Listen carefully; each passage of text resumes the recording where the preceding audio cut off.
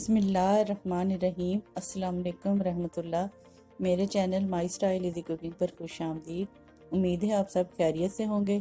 आज हम बनाएंगे सीख कबाब तवे पर। बहुत आसान और मज़ेदार सीख कबाब की रेसिपी है। जायके में लाजवाब और बनाना बहुत आसान। आप भी बनाएं मेरे स्टाइल से तवा सीख कबाब। अगर आपको ये वीडियो अच्छी लगे तो वीडियो को लाइक करें और चैनल को सब्सक्राइब करें। आइए शुरू करते हैं।